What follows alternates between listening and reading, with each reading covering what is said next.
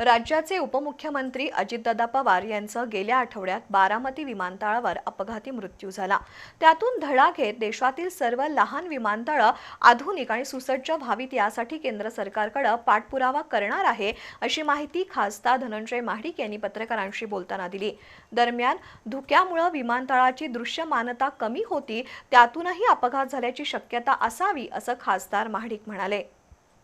28 जानेवारी रोजी उपमुख्यमंत्री अजित पवार यांचा बारामतीमध्ये विमान अपघातात मृत्यू झाला। या घटनेमधून अजूनही महाराष्ट्र सावरलेला नाही।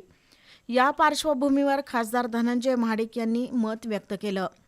बारामतीचा विमानतळ हा प्रासंगिक कारणासाठी तसंच लहान खाजगी विमान उतरवण्यासाठी वापरला जात होता।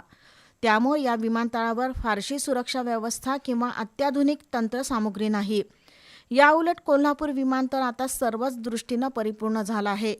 तोच पॅटर्न देशातील सर्व लहान विमानतळावर वापरला जावा आणि हे विमानतळ नियमित वापरासाठी उपलब्ध व्हावेत, त्यासाठी केंद्र सरकारकडे आता पाठपुरावा करणार आहे, असं खासदार धनंजय महाडिक यांनी सांगितलं। बारामतीची जी घटना झाली ती अतिशय दुर्दैवी आहे। एक प्रमुख कारण दुर्घटनेचं म्हणजे धुकं होतं आणि धुकं जर असेल तर ILFS सिस्टीम एक प्रणाली आहे जी असेल तर धुक्यामध्ये सुद्धा विमान लँड होऊ शकतं, जी आपल्या कोल्हापूर विमानतळावर 1.5 वर्षापूर्वी आपण बसवलेली आहे। त्याच्यासाठी DGCA आणि एअरपोर्ट अथॉरिटी ऑफ इंडिया यांच्याकडून या सगळ्या प्रक्रिया करायच्या असतात। परंतु बारामतीचं विमानतळ हे फंक्शनल नाही आहे, तिथं कुठलीही सार्वजनिक विमानसेवा सुरू नाही आहे।